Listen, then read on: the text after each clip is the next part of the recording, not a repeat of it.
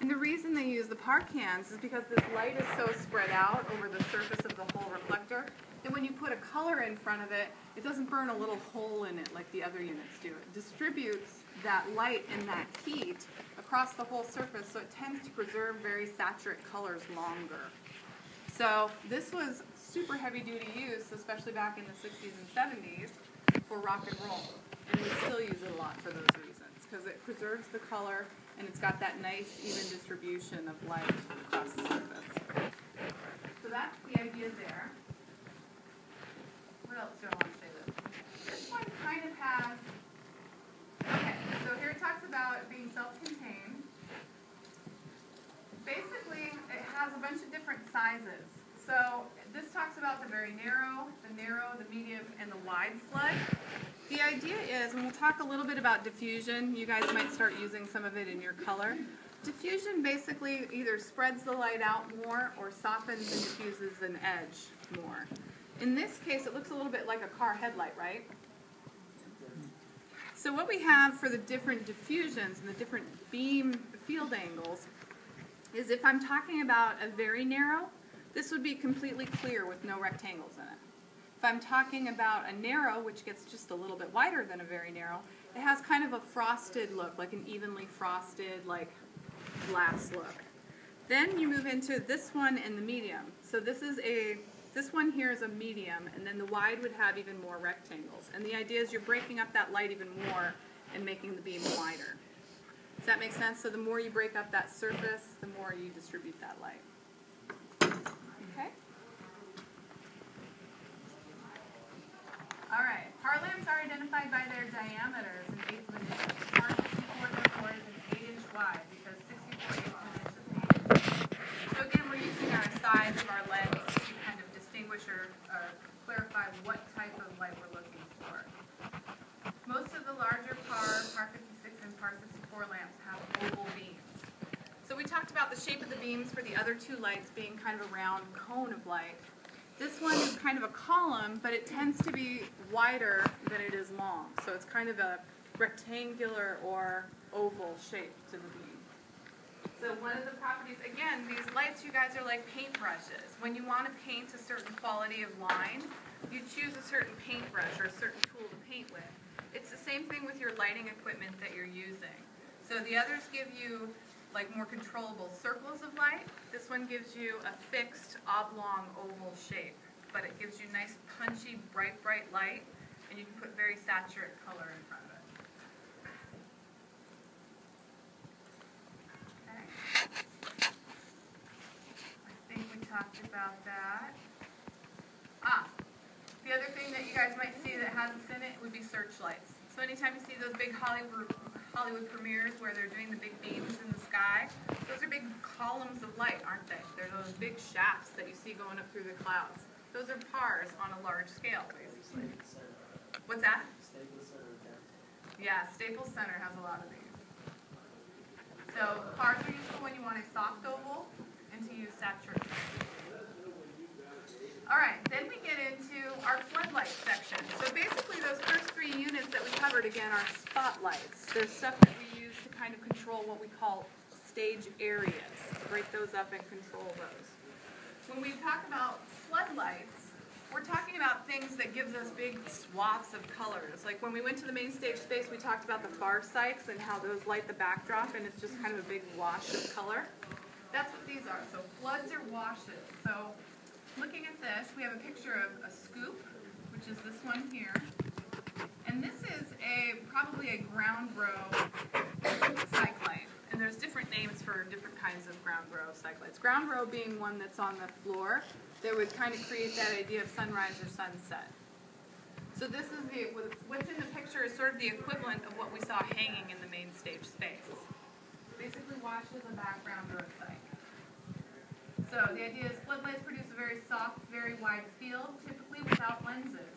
So both of these are open. You just basically get a reflector and a lamp. There's not a lens in front of it. It just kind of lets the light go out. It doesn't try to control it with a lens. The only control is that reflector that pushes it at whatever surface you're trying to hit. So scopes we don't see a lot anymore. They're big, washy, and they're not very bright. the newer technology. Have you guys seen like the new LED lights? Everybody know what an LED is, or have seen a light that uses LEDs now? So I don't have anybody that really hasn't experienced that yet, because they're kind of working their way into our households, right? So what we're kind of doing with theater and with performance is we're kind of replacing these older units with LEDs. So we're taking the lamps out of the equation, putting LEDs in their place, but quite often what we're trying to do is kind of create these same properties just with LEDs rather than tungsten filament lamps. Yeah? I don't understand, what does LED mean? LED is...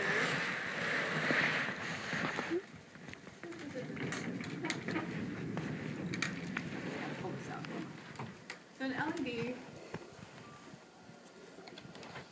is a light-emitting diode.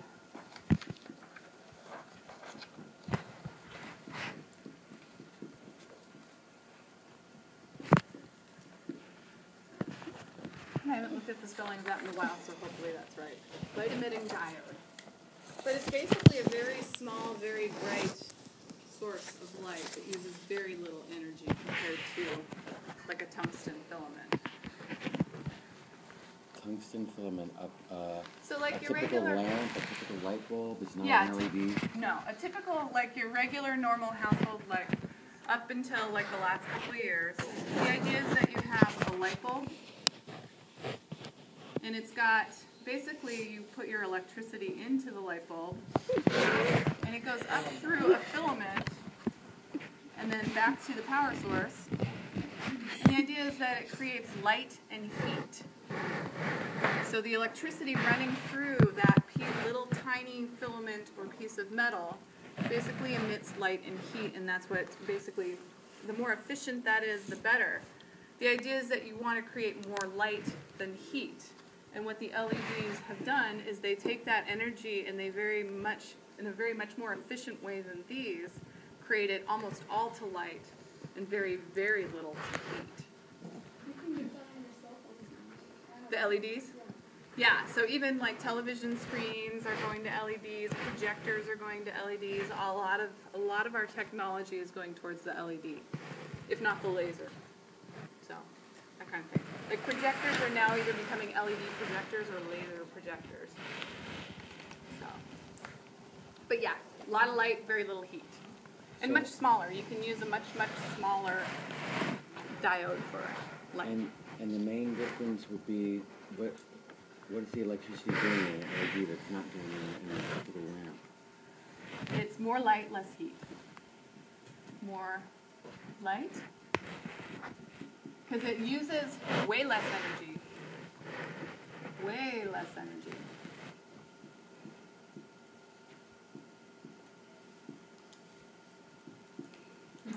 More amperage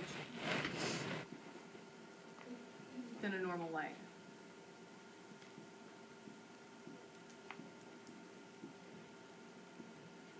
Or bulb.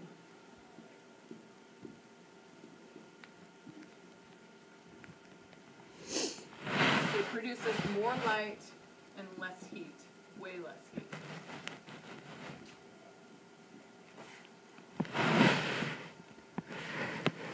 So, like, if you go to the store now, and this will kind of be a nice, like, household conversion thing for you guys.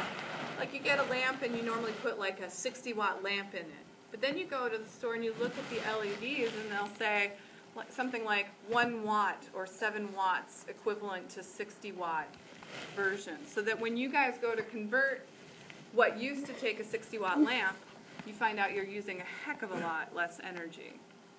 So those of you who go out and buy your own little condos, your own little houses, that kind of stuff, one of the smart things to do is the LEDs are more expensive, but you end up paying a lot less in your monthly electricity bills if you convert over to the LEDs.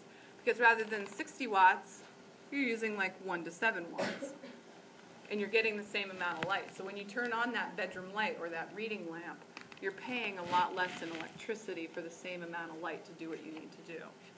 So as we go through the next few years, I anticipate that the cost of those lamps is going to go way down. Because right now it's a little expensive if you want to retrofit your house or your apartment or whatever. Because rather than paying like 90 cents for a light bulb, you might